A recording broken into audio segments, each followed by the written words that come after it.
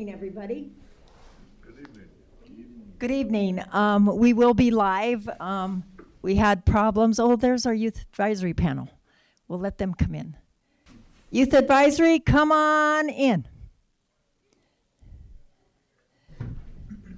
They're meeting tonight, so I'm their liaison, and I said, please come and watch for a little bit. And so we're interrupting their meeting, but thanks for coming. You came in full force, guys.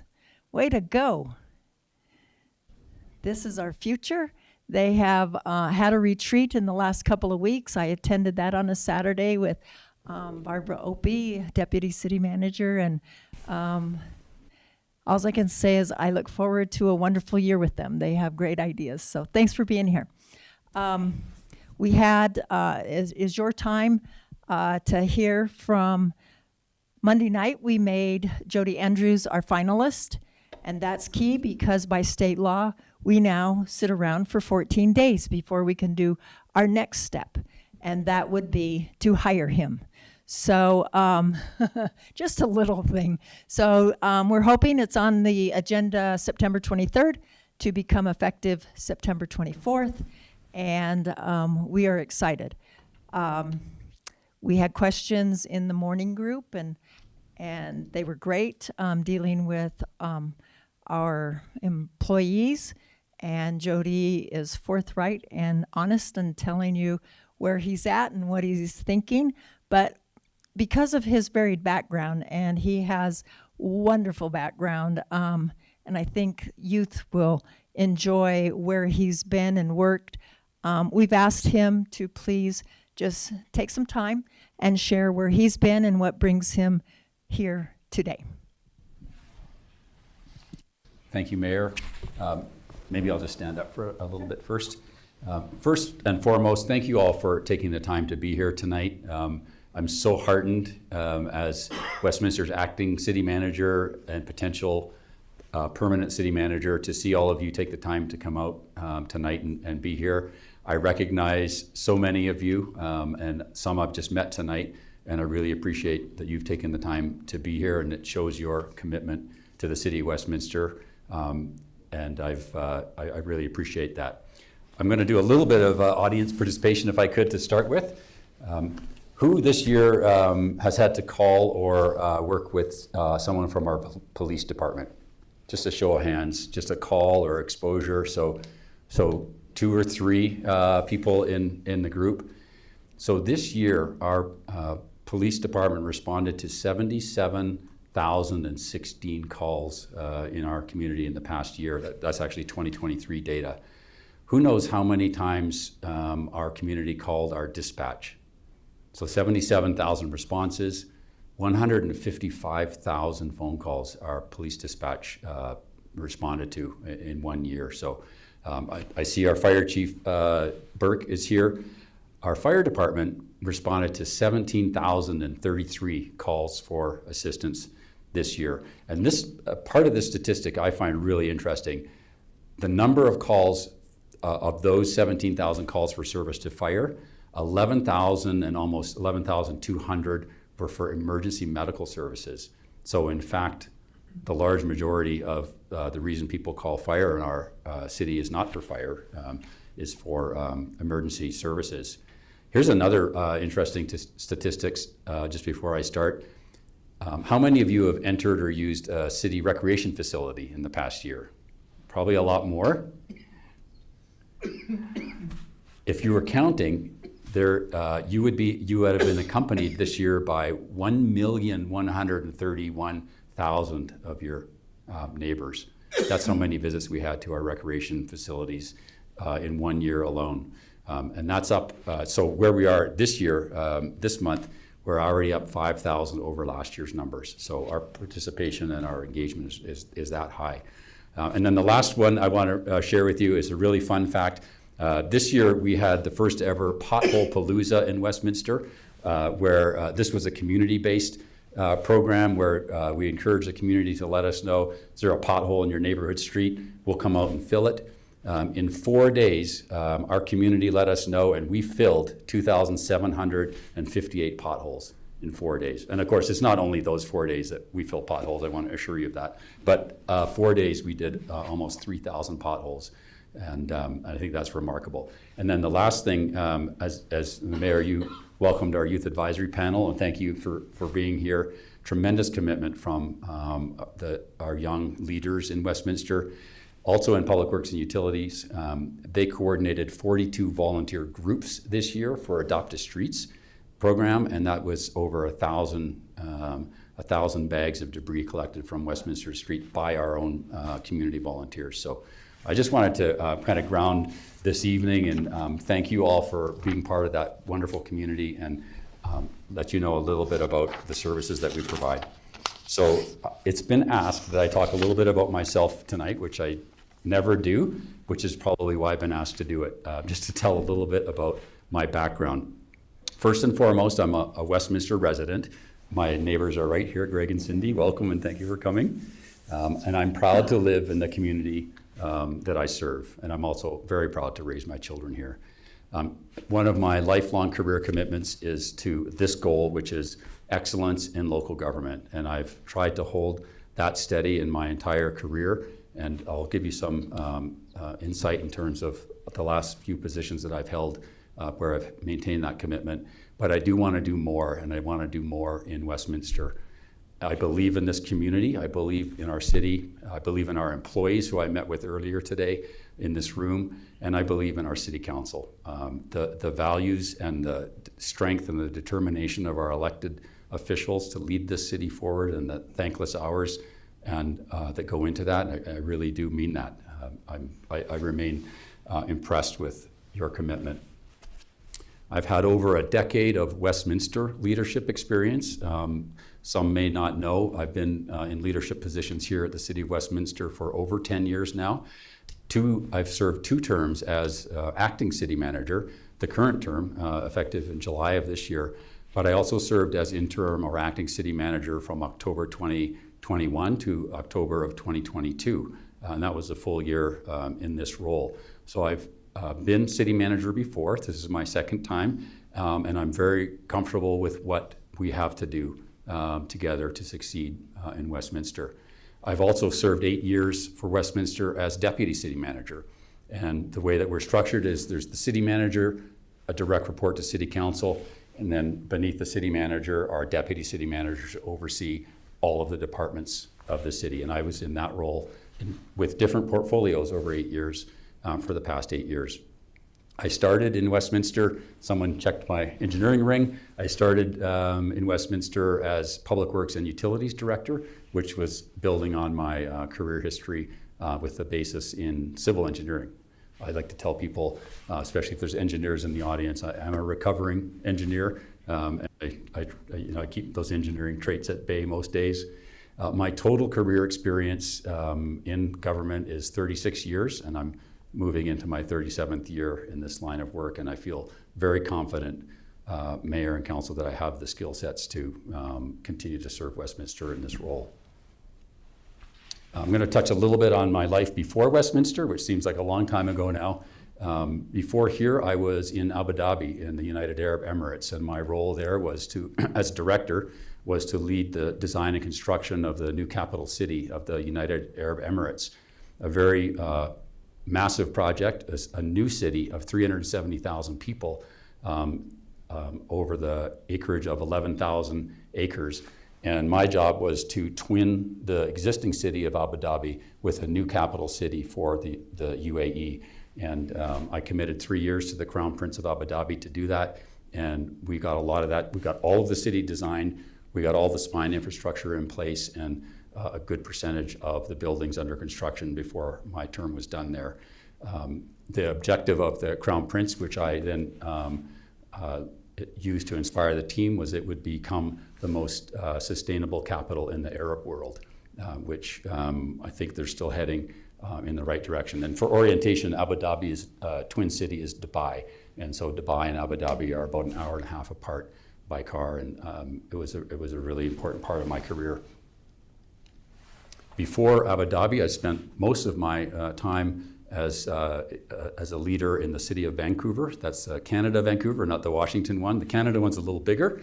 At the time I was serving as deputy city manager in Vancouver, it was a city of 600,000 residents with an annual operating budget a little bigger than ours, $900 million a year, and we had almost 10,000 staff to serve a city that size, and over 50 different lines of business. So I just was asked to give some orientation as to my background and skill set, and I felt that my time in Vancouver as deputy city manager for that city was really important in terms of developing skills for this position. And then the other career highlight I want to share is at the same time I was deputy city manager in Vancouver, I was also the project manager for the 2010 Olympic Village. And so I led the public development arm that designed, built, and delivered the Olympic Village for the 2010 Games. We completed that in under 4 years, and I was very happy to be able to hand that over to the International Olympic Committee a year ahead of schedule so that they could take their time to orient it for the athletes and then successfully run the 2010 Games. I'm very proud to advise that in 2010 it was declared the most sustainable development on planet Earth. And that was due to the different, we got very innovative. We didn't have a lot of choice moving that quickly, but we had a lot of buy-in, and still today a very successful community within Vancouver. I wanted to touch on why would I be the right fit for Westminster's permanent city manager. As I've mentioned, I do have a 10-year track record here at the city of leadership. You should, I hope, all be familiar with our new downtown by JCPenney. That is we had a built-in anchor. That's been my project from the beginning, so I've led the development of our new downtown, and I'm very happy to report that we are still moving forward very successfully with the downtown. We pulled strong all through COVID, and you saw buildings getting constructed. We're going to deliver the mayor's first ever ownership condominiums in downtown, which is a for sale apartment style building or unit. You might have a party. You might have a party. Westminster hasn't seen new ones that you can buy for at least a decade and a half, if not 2 decades in Westminster. So that's big. One of the things that I did in my earlier term as acting city manager back in 2021 to 2022, it was a challenging time for us. We were hit head on with our shortfalls in streets maintenance funding, and responding to that, I put forward a budget where I reallocated $2.2 million in executive salaried positions, so cut those positions and turn that money straight into operating funds for frontline services and street maintenance. And it did make a difference, got us over the hump that year for our frontline services, and that included homelessness response, co-navigators for our police department with respect to mental health responders, and those kinds of programs. They were all urgent needs that year. I also, I think, was only days into my role as interim city manager last time, and led with City Council the restructuring and lowering of Westminster's water rates. Who remembers the water rate discussion in this city? I want to assure all of you who were part of that, we're not done yet. We're going to keep working with City Council moving forward in terms of how we're approaching our water rates in this community. But we did stop work on the water treatment facility that was being designed at the time, and we went back to the drawing board and redesigned it to right size it to our needs and take a different approach to that. And that fed very well into the restructuring and lowering of water rates for our community. All of those examples, I hope, reinforce my philosophy, which is a commitment that I have and I will bring to this position to restore trust and transparency in local government. I think we have a tremendous opportunity in local government to set the stage and the tone and the benchmark for other levels of government in terms of how we're responsive. It's why I stay in local government. It's why I've been in local government for almost my entire career. I love the connection between our community and what you need as a person and as a human to live in our city. A local government provides all of those services: water, sewer, roads, transportation, emergency response, fire response, police response. It's all contained in this organization that we call the City of Westminster. We're one of the rare full-service cities in the Front Range where we have our own fire department, we have our own police department. But that also gives us the most access to opportunity to fine-tune our services to our residents and make sure that we're getting it right. And I can tell you, and I think Mayor and our council members who are here tonight, we hear when we don't get it right. And I just want to assure you, those voices are really important. We listen to when we don't get it right, and we get out the next day and figure out how do we get this right. And I can tell you that's a personal and professional commitment of mine. This slide ties into it. I don't have very many more slides, and then we're going to open it up for questions and discussion. How would I do those kinds of things in Westminster, or more accurately lead the team that does do those things for you? Well, first and foremost is listening to our community, all of you, and all of the people participating remotely tonight, and everybody in our community. Over 117,000 people call Westminster home, and that's a big population. We're classified as a mid to large size city now in the Front Range. We're bigger than, for example, the city of Boulder. So Westminster is a big city now, and listening to people is the first step, listening to our community, listening to my employees, but understanding what people are saying is an art and a little bit of a science. I think you can hear what people are saying, but you've really got to listen and understand what they're saying. Oftentimes, by the time people get to our elected officials or city manager, what the words they're using are maybe not to the root of what is actually bothering them or what they think needs to be addressed. So understanding really what people are asking for is the art of this job, and it's critical in terms of the next step, which is once we understand what you're asking for, then we'll change what needs to be changed. And that's not change for the sake of change, that's change for the sake of getting better at what we're doing. And then, of course, the most important element of all is then to take action to get results. It drives everybody mad when we talk about things, and then we talk about things again, and then we talk about them another time, and then we survey you to see how you felt about us talking about those things. And so I want to tell you that there's a better way, and it's these 4 points. And I've committed my entire career to acting as I would by following these 4 points. So what's needed? One of my last slides, 2 things. On the first day that I met with City Council, upon being acting city manager, I came in with these 2 things, and I wanted to check with City Council that I was reading things correctly, and this is what I needed to address right out of the gate. And the first one is communication, and my commitment to Council on day one has been to enhance the relationship and the communication between the city manager and City Council, and between, by extension, and staff and City Council. And that is mission 1, is to get that relationship at a highly functioning level. And I can tell you that City Council shares that commitment, echoes it, supports it, and that is a strong direction that I'm working on right now. The second part involves all of you, and that is continuing to improve community engagement in issues that affect you. And recently, we've had a couple of examples where we've done this really well, and we get feedback on that, and we use that to inform how to move forward. We have at least 1, if not 2, very recent examples where we failed to properly identify the best way to engage our community, have our community feel part of those decisions, and be part of those decisions. Big part of, I think, effective community engagement is expectation setting.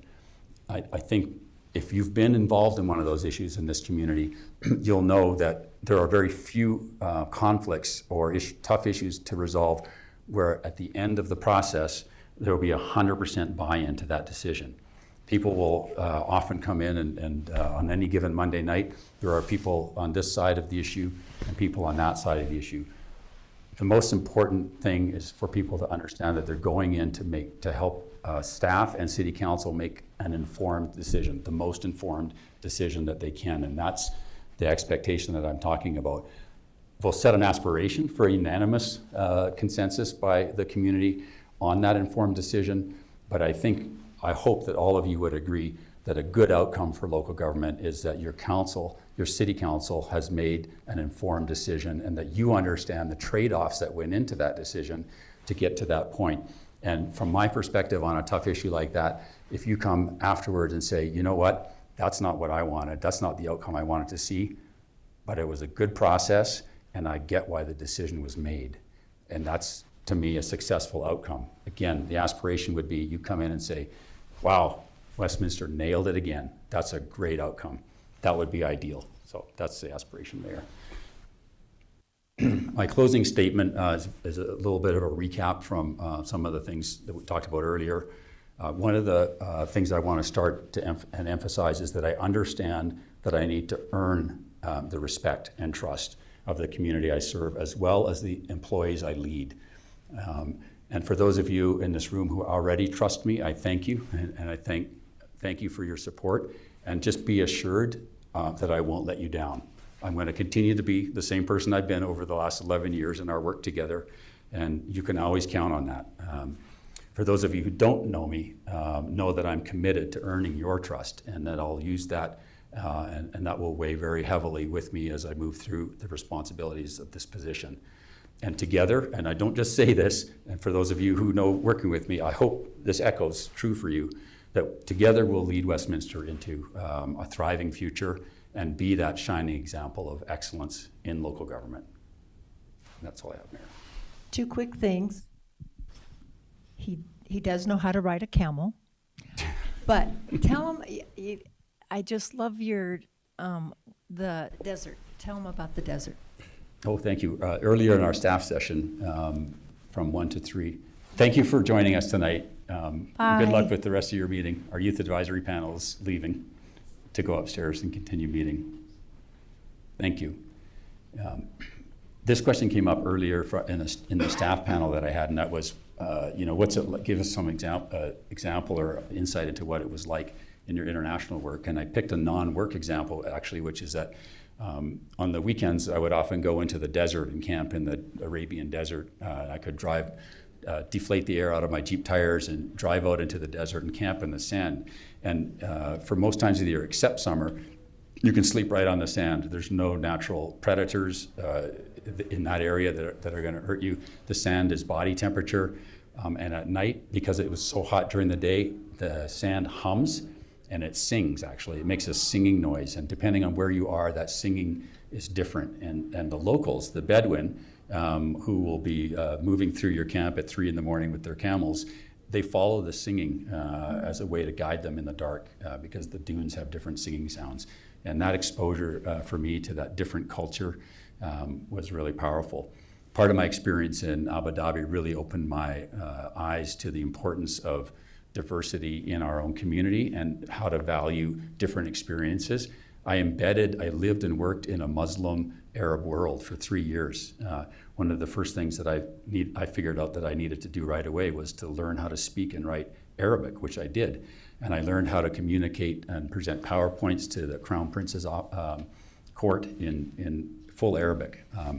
And when you learn someone else's language, in addition to your own, for me that was the deepest, most enriching insight into that people's culture. And it brought with it religion and culture and history and heritage and mindset, and it was a really powerful experience. And for those of you who are really close to me will know that I do have a love for language, and I'm working on my 5th one right now. And don't get the wrong impression, I couldn't speak with you in Arabic right now. My brain only seems to hold one, but I know that if I was there, I would be able to be reconversant in a couple months. But thank you for asking that question. I just love the sand. I had no idea, and that's just fascinating to me. Well, I want to introduce the other part of my team that I work with sometimes it feels like every day. This week is one of those weeks where we see each other pretty often, but I did not see Mayor Pro Tem. I looked at her calendar, and she was triple deep between kids and meetings, so I don't see her yet. I know Councillor Azadi's here. Councillor Azadi. Councillor Ireland is here. Counselor Hott is here. I didn't see Claire. Oh, and Counselor Demott. I did not see Counselor Carmelia yet. So if they come in during, while we're asking questions and stuff. And would you like to explain how they can get their questions to you? Thank you.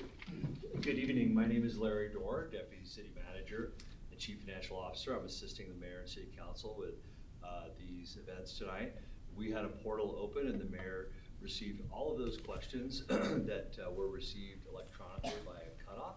But just for those of you who may not have had a chance to do that, we do have some cards in the back where you can jot down a question and I'll bring those forward to the Mayor. So if you didn't grab it on the way in, just give me a little wave, or if you think of a question you want to ask after these have been conducted by the Mayor, I'll just bring you a card and get those up front. Thank you. Thank you. Okay, ready to go? We've got 16. And if I start seeing stacks of stuff, we'll take some live ones. What is your stance on enforcing code regulations when a resident is unwilling to abide by the ordinance? Oh, that's a good question. Well, the first response from our code enforcement people is always to go visit the location of the infraction. It's typically a code enforcement issue with respect to a private property issue. It's usually what we see, and they're almost always in response to neighbor complaints. So the code enforcement staff take the first approach, which is to see if there's a resolution that can be done without going to enforcement. And I think what the person asking the question is, well, what happens if the neighbor doesn't voluntarily comply? I can tell you that the city does have, for example, standards of maintenance ordinance. So there is an enforcement procedure that will follow if the neighbor is not willing to bring their property typically up to code. That can be anything from just an under-maintained parcel with an absentee owner that's let the property either run down. We see this. There's a couple properties where this is a regular challenge for our community, and we do respond.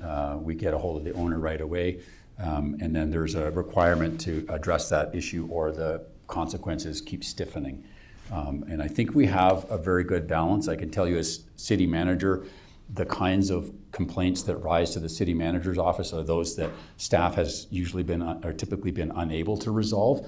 And in Westminster, very few of those that rise to the manager's office are actually related to code enforcement. It's really interesting in our community, and I think that speaks volumes to our code enforcement people in Westminster and the caring approach that they take. And I wish I had the statistic, but a very high percentage of our cases are resolved voluntarily by the infracting owner. A high percentage, much higher than our peer cities. And I think you know who I'm talking about. The lead of that group is a gentleman by the name of Eric Otzelberger, and he is really a remarkable person. And the way that he approaches people and problems, he gets 9.5 out of 10 resolved before they ever leave the neighborhood. The southern part of Westminster, 72nd and Federal area, has been neglected for years, with all the focus going to the north part of Westminster. Having lived elsewhere in the metro area, Golden or Arvada, it is very apparent that it is neglected. What are your plans on bringing this part of the city up to level with the rest of the city enjoys? I can only read what is written. Thank you, Mayor. I understand the question. We have a really rich and vibrant community in historic Westminster, which is in our southern area of our city. And it's very unique in the city. It predates the incorporation of the city in 1958, back to the turn of the century, some of our street layouts and such. And what that does, and I think what maybe the person asking the question is partly referring to, is the infrastructure around us here at City Hall and moving north and around us. This was all built out in the 1980s, the 1990s. So this infrastructure is relatively current and fresh and done to suburban standards, the wide roads, typically the larger properties. Historic Westminster in our south was laid out at a time when it was it was north of Denver, and it was built out at a time when the street grid was much more of a rectangular urban nature, smaller streets, smaller lots, and that infrastructure dates back to the turn of the last century. And so we do have extra challenges in that part of the community. I don't like that I see, when we have water main breaks, I see a disproportionate amount in this area of the city, and that tells us it's the age of the infrastructure, and we're really paying attention to that, and we have tried to over the years. From this question, I can tell you that we haven't got it right yet in Historic Westminster, and I have a commitment to that community to keep working with them. I love the contacts that I have in that area of our city. And my intention is to deepen those relationships and those contacts and provide some tangible results. I think we had one that I announced on Monday night, which was our first ever party community event at 73rd and Lowell, a property that's been a challenge over the years in that community. And now we have I think it's an 8-piece jazz band dance night program for that parcel. That's one example. I also, we have some fixing to do with some of the decisions that the city's made in that community that predate most of us. But I am committed to fixing some of those missteps that the city made. And if I can be very frank, I would like to be with this group. Sometimes local government gets too heavy-handed, and we will tell you what's good for you. And I can tell you that is the exact opposite of what local government should be doing. Some of the things that we will be working on there will be perhaps correcting some of those missteps. And it can't be corrected overnight. These are things around decisions around how parks relate to the community, what we've done with the streets when we've gone in and rebuilt streets, or when we haven't, and it's needed to be done. Those are examples of things that we will keep, I will commit to keep working on with that community until we get to the point where anybody that I run into on the street when I'm in that community on my way to get a coffee at Creative Corner will say, Westminster, wow, you're getting it right. Thank you. I look forward to the day when I hear that a lot. I hear it already on a regular basis, but I'd love to hear it more in Historic Westminster. This person wants an email because they can't listen tonight, so I won't give out the email and stuff, but I'll ask the question because I know we'll answer these.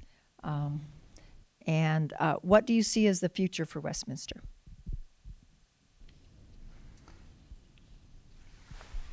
Those of you who've worked with me will know that I'm always looking at the sunny side of things, and in this case, this is not wishful thinking. I know Westminster's future is very bright. We have been a very well-run city. We have an amazing community.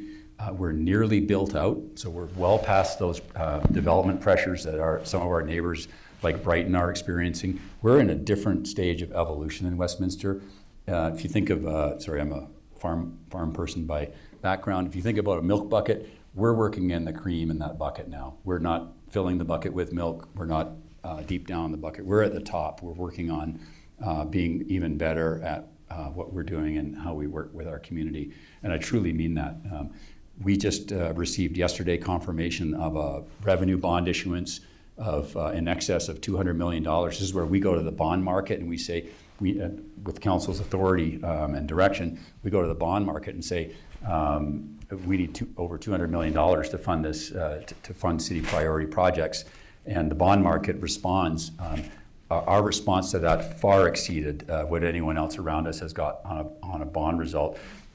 And I can tell you that we will very soon, Mr. Dora left probably to sign those bonds, there he is. We just secured a 4.001% revenue bond for over $200 million. So you all know where interest rates are right now. That's a result of the work of this city over decades of leadership to produce credit ratings, which are just confirmed. We have a AAA credit rating from one bond rating agency and a AA+ from the other. And so when I say that I believe Westminster's future is positive, we are very well run. We're financially stable. who knows where we sit in the country with respect to property taxes? I'm not talking about your personal property tax bill that you get that includes school district and county taxes, but with your own city taxes. We're in the lowest percentage in the country, in the entire United States of America. Westminster's mill rate is 3.85%. Where are we with mill rate? 3.65. We're at 3.65 mill rate. Where our neighbors are at 17, 18 mill rate. So that means for me, a person that owns a mid to large size, relatively new home, the property taxes I pay to the city of Westminster don't even reach $300 a year. So when you look, I challenge you to look at your property tax bill the next time it comes in and go all the way down the line until you get to the little city of Westminster tax line, which says of your $3,000 in taxes that you owe, 275 go to the city of Westminster. That's why I can say with confidence we are very well positioned for a bright future, but it hinges on those two things that I showed on that slide, communications and relationship, and how we engage with our community to keep moving forward in that positive direction. How can the city manager help bridge the communication difficulties between the Parks Department and the Westy Dog Park Guardians as the development plans progress for the Hoos area? Yeah, that's a great question. I'm actually glad that one was asked tonight. When I was referring to a project or an issue in the community, we perhaps do the best job of helping City Council and our community navigate through the different pulls and tugs as to what might be the best outcome. We got in the middle of that, and not in a way that in sometimes was helpful. And that's no slight on the fine staff in our Parks, Recreation, and Libraries Department who believe in what they do and are passionate and committed to providing services to our community and providing valuable open space. And I think that I know that the commitment of that staff is to keep working with the Guardians and our other community members to really get it right out there. Council made a decision, and we're embracing that. And in fact, I think an important part of the answer to that question is that Council is now considering a draft 2025 budget that we put together, staff put together with the involvement of that team. And we have a significant resource allocation that we're asking for to tend to all of Westminster's open spaces. I don't know if you all know, but in the city of Westminster, one of the unique things about our city, again in the Front Range of Colorado, is the percentage of open space that we have in our city. When you look at our open space and our park space, we are over 34% of our land mass is parks and open space. So when you look around outside, over a third of that is open space and parks run by this city for our community. And now Westminster Hills Open Space, which has always been a big part of that equation, we're shifting and celebrating the use of it as a off-leash dog area, and we're committed to getting that right. And we're going to work with the Guardians. In fact, we just reached out to them this week to try and get them to sign up through our volunteer program so that we can tap into their passion and experience to help us make it work at the Westminster Hills Open Space. And I can tell you myself, I'm really looking forward to that new generation of relationship with the Guardians and all the people in our community, because now we have a North Star to go to, which is we're going to make this work. This is the decision, and we're making it happen. Thanks. Request City Council to end and enforce total ban on fireworks in Westminster. It is currently out of control. Road signs like Thornton would be very effective. Yeah, that's also a really important question for Westminster. I see more fireworks complaints in the city manager's office than I do code enforcement for property rights. And so I can tell you it is an issue for Westminster. It's not unique to Westminster. There are different layers of regulations in state and federal and local law, and people can buy fireworks. They can go places, buy them, and then bring them back. I know that our police and our fire departments spend a lot of effort getting ready for example, the July 4th long weekend because of fireworks, primarily, and the risks that we see. And we've had grass fires in our own open space because of fireworks. We've had a lot of people injured by fireworks. And I would be very open to looking at possibilities with City Council around maybe changing that. I know our police chief has some very strong ideas about some possibilities moving forward, as does our fire chief. So I think that is one of the ones where I think we do have room for improvement, Mayor. True, because what we have today, I can take a police officer on my street where World War III is going out and we don't write a ticket. So Yep. It is what it is. This is a very long, too long to read. It's forever. The crux of it is, how do citizens that want to talk to you? And this sums it up. My point is that I know you're a great person to do the job. I want to hear it from the horse's mouth, and in parentheses, old school phrase. Are you willing to find the time and see that every person that seeks your attention in the community will be helped with in-person meetings? I will not be able to be at the meeting in person and look forward to YouTube video. I have a very short answer to that question. It is yes, I am accessible. I could call on a couple testimonials from the folks in attendance tonight who will be able to say that is true. Given sometimes the demands of the city manager's job, I can't say ever that it'll be the next morning, but I do have a commitment to meet and listen with people, to go through that 4-step: listen, understand what they're saying, and then change what needs to be changed and take action. A lot of times people don't feel like City Hall is accessible to them. One of the first things that I'm listening for when someone comes and meets with me or sends an email, we actually get a fair amount of email communication to the city manager's office. They're really looking for guidance. How do I get this issue resolved at the city? Or I've had a long-standing issue and I can't get the city to pay attention to it.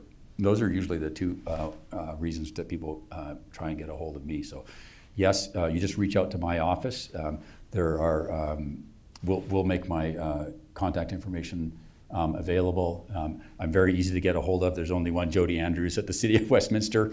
You can call anybody here and they can get you right directly to my phone number. And then one of the people in the city manager's office will get us some time together. There were absolutely 0 homes that sold in my neighborhood for over $650,000. Yet our home was appraised for over $700,000. Now we are facing higher insurance premiums or being dropped from insurance. What are you going to do to get property taxes to be more realistic? Us older people are facing leaving because we can't afford to live here in retirement. Also, Venezuelan gangs in Aurora will be moving west. What are we going to do to protect us here? So I think there's several questions. There's at least 2 different questions in there. On property taxes, that's a great follow-up to the earlier question. Again, Westminster has among the lowest property tax rate in the country in the United States. But there are other taxes that layer on school districts primarily, and also county taxes. Those, and this is setting expectations. The city doesn't control the county, and the city doesn't control the school districts. We don't, but we work with them, and where we can provide our services, we do, but we really can't control their taxes. We do everything we can, and what is in our control is our revenue stream. Folks here may not know, but the 60+% of Westminster's revenue for the services that I described earlier comes from sales tax. And so we levy a sales tax on goods that are sold in Westminster, and that's how we pay for everything. And that's why our property tax rate is so low. And I can tell you a couple things about that.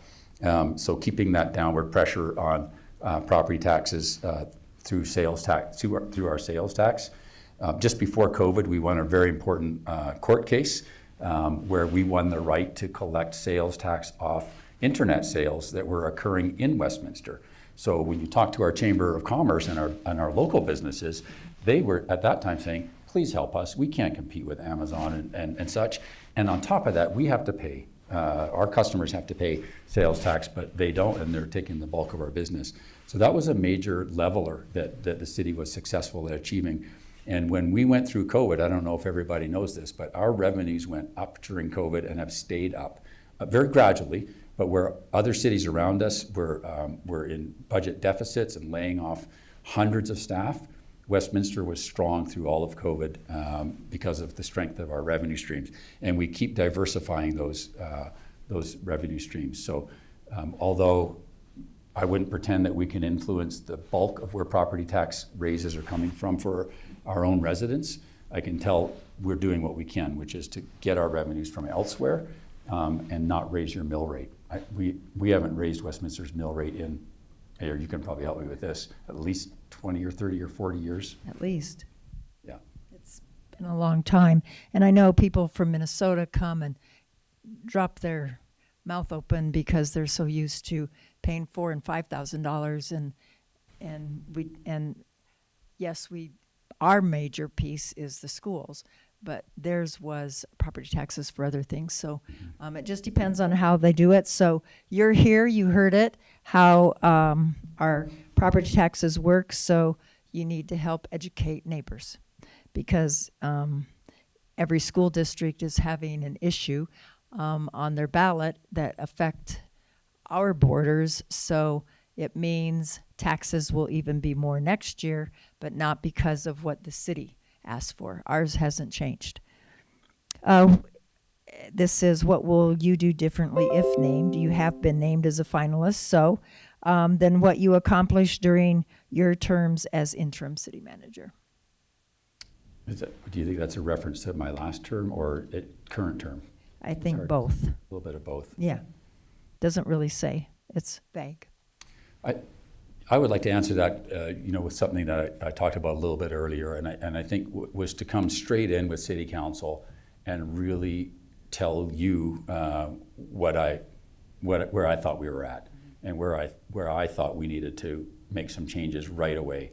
And those were the two bullets where I talked about improving the communication between the city manager and City Council, and by extension staff and City Council, and then what I've talked a lot about tonight, which is rethinking the way that we engage with our community and how we seek community input and use community input to make decisions. And I can tell you in the last 2+ months, I've really been working on that directly. We've tried some things. The leadership team, the executive leadership team at the city is all on board with this, excited about the opportunities.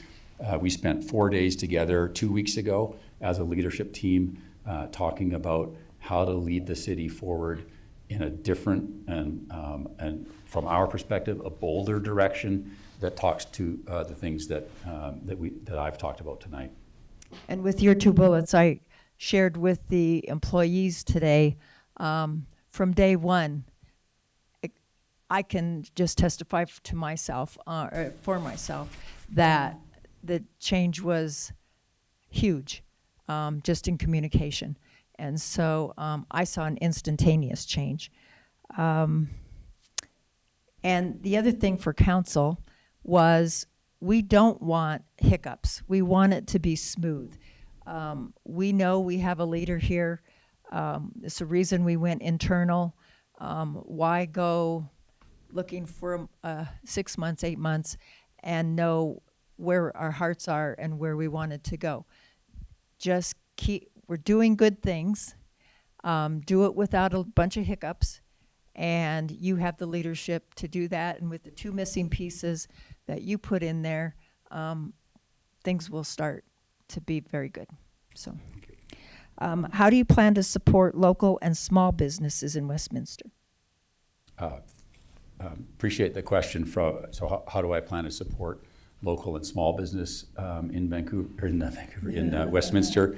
I did some of my early work in Vancouver on this, where I worked directly with the Vancouver Downtown Business Improvement Association and Tourism Vancouver, and developed some of my philosophies way back there. I was very surprised on Monday night when the head of our Chamber of Commerce here in Westminster came and spoke at City Council and talked exactly about this, and said, I believe, to Mayor and Council and the community that the Chamber has confidence in me based on my prior work and commitments to small business in Westminster and business in Westminster in general. And I do believe in that. I have a very strong background in economic development throughout my career, not only building parts of cities or entire cities. That's all done in very close collaboration with and with an understanding of how the private sector works, how the development sector works, how the business community works, how retail works or doesn't work in our community. And so a lot of those elements are perhaps not things that the city controls or regulates, but has a lot of ability to influence and help shape and move in a direction. And I can tell you that one of the most powerful things with our businesses and small businesses is having stability and strength at city leadership, both from the city council and the staff, and also that's followed through with an unwavering commitment. And you do see that we have a lot of programs that are set up and based on for our small businesses. I think very recently I shared with city council and the community in one very short period alone, 24 businesses that had opened up in Westminster. And a lot of those are brought to us by our staff, who work very hard to attract local and small business. One of the very interesting statistics in Westminster is the number of small businesses we have, which I think is per capita is unparalleled in the state. We're a small business community. We have, I wish I could give the number. I don't have it written down, so I'm not going to give out one that is not going to be accurate. But we have a high number of small businesses in Westminster. We have programs dedicated to them. We also have staff, as I mentioned, that work on attracting businesses. I think after 5 to 7 years, our staff efforts were really rewarded. We've announced that Trader Joe's is coming to Westminster right here by City Hall. And that was a lot of work by staff. And I personally signed off on 2 proposals to Trader Joe's corporate to entice them to come to Westminster. So I think our community doesn't see that work or sometimes even understand what role would the city have in a Trader Joe's coming here. But I can tell you it's a lot, and you really have to sell your city. In our case, Westminster sells itself, but we still need the data, the analysis, the research, and the dedication to get businesses like that to come here and stay here. And I think we're also very lucky to have a mayor who runs at least one small business. And we have a very good representation in Westminster with leadership around understanding and valuing our small business community. Well, they work with Front Range College. They have the small business group up there, and they give wonderful not conferences, but Like workshops and stuff. Some of them cost a little bit. They normally have money set aside so that if you want to attend but don't have the money, you can apply. And sometimes some of the bigger companies give some money so that smaller companies have the access that they do to bigger stuff. And any one of them that I have attended, from writing your business plan for the year to social media, whatever it is, they are excellent. And I can't say enough about what Front Range and that partnership with the Chamber do. Westminster, like our state and country, is facing growing income inequality where wealth begets wealth and struggle begets struggle. As the city manager, how will you leverage what's within the scope of influence to prioritize equity in our city and push toward greater income equality? So that's the first question. Specifically, how will you balance residents' interests in property values against ensuring everyone has their basic needs met?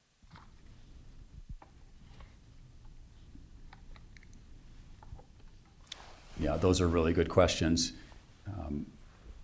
Both of those questions encompass a lot of policy direction and decisions that you're going to typically see at the elected official level, at the city council level. Where does the city want to be in that sense? I think a starting point for understanding moving forward on those 2 issues, income equality and how that balances out against property values and property taxes and ability to pay for things. We're part of a network of government that serves our community. The counties, so Adams County and Jefferson County, were divided. We share 2 counties in Westminster. in the state of Colorado, it's the counties who hold the mandate and get the funding for social services and access to human services, whereas the cities don't. And so what we tend to do is develop our services and programs around those areas that we directly control. We often call those core services, and I rattled off some of those earlier: streets, policing, fire, water, wastewater, health and safety at the street level. But we work very closely with our counties, and we have programs in that sense. Where we can make a difference is when we can offer incentive or encouragement programs. For example, we have a relief program for water utility bill payments. And so for someone, a family really in distress or an individual really in distress and can't make their water bill payment, we have a program in place to assist them through that period. We're working on, in that line, we're working on a very exciting program which we call, and this came from City Council, and we listened, a Roundup program. And I think Mayor Pro Tem may have raised that. She's not here tonight, but that's where you can, and you've seen it at grocery stores, where you're given the option when you check out, and in our case, when you pay the water bill each month, you will soon be able to have the option of rounding that up to the next dollar, with that Roundup money being pooled by the city and being pushed back to customers who are perhaps not able to afford water in their own home. And so those are examples. And that's fully voluntary, so that's a person's choice whether they participate in that program or not. That's not city overreaching, that's just us saying, we'll offer this. If you want to support it, you can. If you don't, it's your choice. So we'll do what we can, and we are. And from my perspective as city manager, I really welcome any direction and policy from City Council as to where our council would like to see us go if we're not going far enough in certain areas that are within our mandate. How will you act as city manager? How will you, as city manager, incorporate sustainability, climate action, and equity into policies and reflect it in the city's budget? Okay, great. Thank you. So a big part of my career has been devoted to sustainable city building. I mentioned earlier the Olympic Village, most sustainable development on the planet in 2010. That was a result of a project ethos that I brought to that project from the concept. And I remember very clearly the discussion with the mayor and council at the time that I was asked in Vancouver to take that project on. I said, yes, and can I do it and make it the most sustainable development we can? And they said, absolutely, but you have to meet the deadline and not cost us more money. And I wanted to really emphasize that. Our approach in Westminster for the last large number of years has been to approach the sustainability from a perspective of if it's sustainable and it's saving our residents and our businesses money, that's what we want to focus on. And so the kinds of programs that you've seen us roll out are energy efficiency programs, water conservation programs, that we have small business programs, and we have residential programs to help reduce water and energy consumption. We partner with, in our case, Xcel Energy for home audits and free overhauls of your own home. And each year we push that program out, and it's heavily subscribed. We have Garden in the Box, which helps people convert some of their water using landscaping to less water or no water using landscaping. And all of these things will continue to build our ethos of sustainability. Probably 4 years or so ago, under my direction, we prepared Westminster's first ever sustainability plan. We have a dedicated sustainability leader in our organization. And the reason, by the way, we don't have a team of people in a sustainability department is that the ethos needs to be in everybody. So we're not going to hire hundreds of people to well, that's a sustainability question. Call Amber. It's no, we're all going to do it. So we have one resource person who networks regionally and best practices and brings our sustainability progress forward. A couple of examples of what I mean by sustainability and saving money. This building, City Park, and our two other major city facilities are 100% run by solar energy that we buy off a solar cooperative. And so this power in this building and then City Park Recreation Center and Fitness Center, it's all solar powered. This building also, who knows that we have geothermal heating in this building? we have geothermal well, thank you, Karen. We have geothermal wells out in this green space out here that we use to provide the energy to heat this building in the winter. Most people don't realize that. A lot of our sustainability successes are those ones, which are, it's the right thing to do, it makes sense, it's great for the environment, and it saves money. That last part is really important. And I don't think we've launched a single initiative in the last 5 years in the sustainability front that has cost anybody more money in this city. The last thing I would say is that downtown Westminster, who likes this? I love this tidbit, especially since it was a project that I've been part of since the beginning. Westminster has the largest collection of LEED Silver certified buildings in the state of Colorado, and it's a stone's throw from here, and it's downtown Westminster. Every one of those buildings, including the residential, the retail, except for one, are LEED Silver certified, which is the building standard near the top. LEED Gold is the one higher, and then LEED Platinum is the ultimate achievement. The only building that's not LEED Silver is the Alamo, which was built before we really took over the development and took control. But since we did, Alamo has since pursued LEED certification and now has achieved it on their own because they wanted to. 2 of our LEED Silver buildings are now pushing on their own to go to LEED Gold. And you know the common thread with all of those buildings? It saves us money.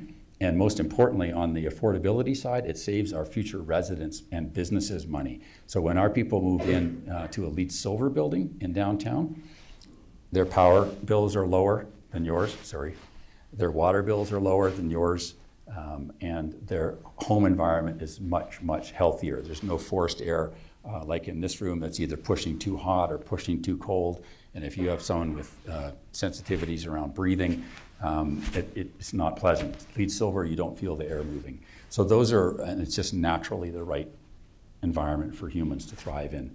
And so those are all examples of sustainability. And now Westminster, the residents and the businesses are saving money because of that commitment. What is your plan for Westminster's safety with what's going on in Aurora? And how many immigrants does Westminster house? And do you continue to build all these apartments like what is going on now?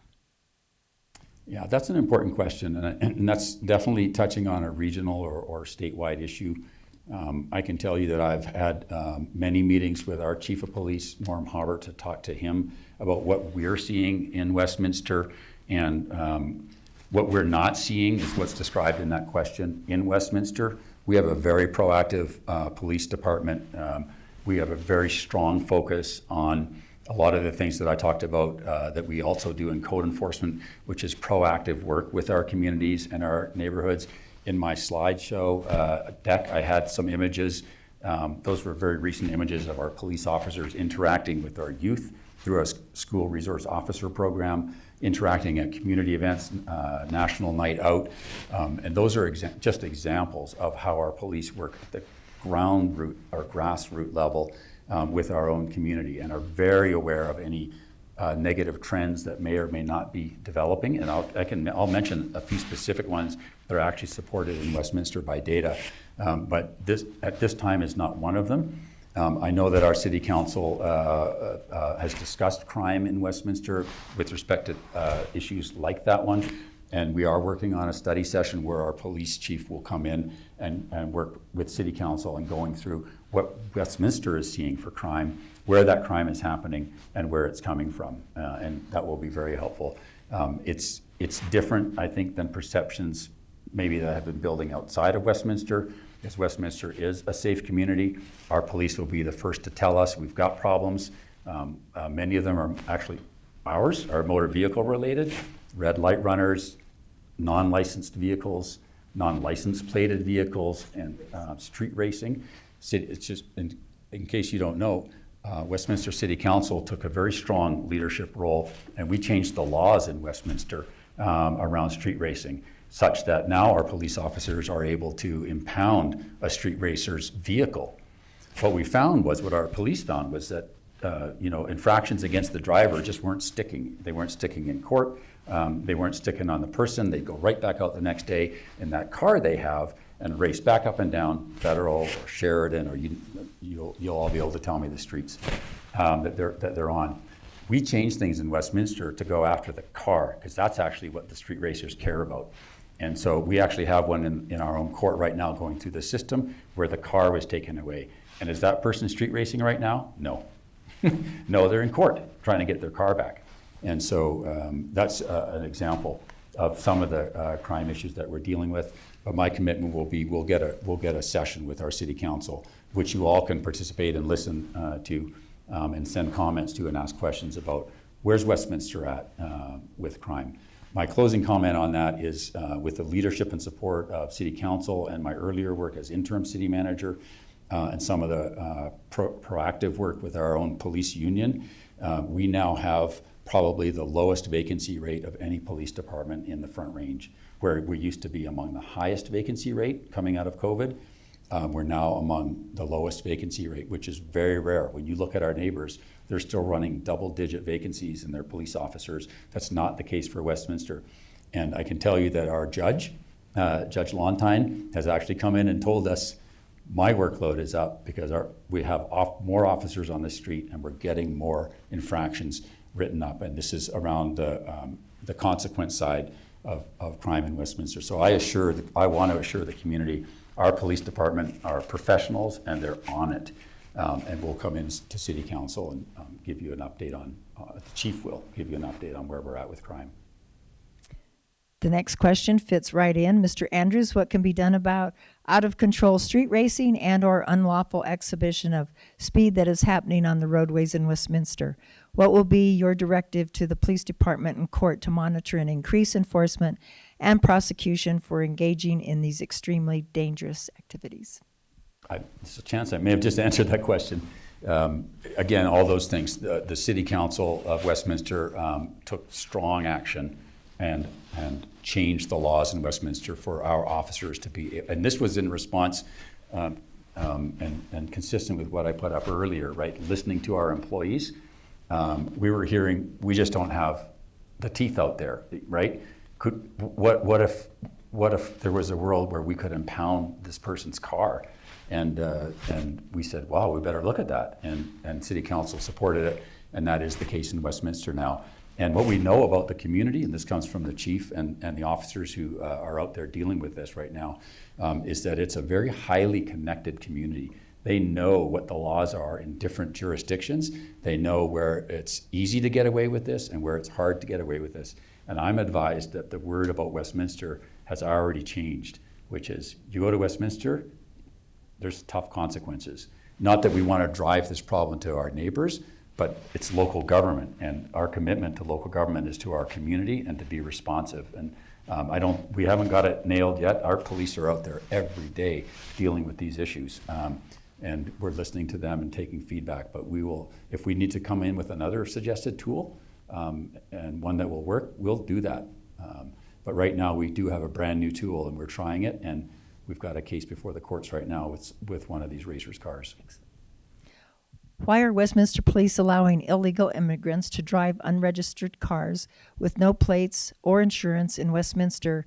And who on city staff will take responsibility when one of these immigrants seriously injures someone? So this is an example of, what is the person really asking and what's the root of the question? There's probably a couple things in that question. First and foremost, I just spoke to the chief recently about non-licensed and vehicles with no license plates. And we are having a problem with that in Westminster as we are in the Front Range. I'm advised that that's not demographic specific, that the people who are running these vehicles will surprise you. Sometimes it's your own teenage son. Sometimes it's somebody else's brother. Sometimes it's somebody's parent who just is aging and forgot to put their plate on after they got back from the motor vehicle office. And there are other people who are out there committing crimes with stolen vehicles. And they're stealing a vehicle, they're taking the plate off, and then they're doing their crime. And trust me, the police are all over it and doing everything they can. One of the things I mentioned earlier that we're seeing, actually the way this manifests negatively for safety is that vehicles running red lights. And I spoke earlier to staff about, in response to a different question, that our police chief is looking very strongly at a pilot project or a trial in Westminster for red light cameras at our highest crash intersections. Initially, not to ticket people, but to issue a warning saying your vehicle was spotted running a red light. Here's your warning ticket.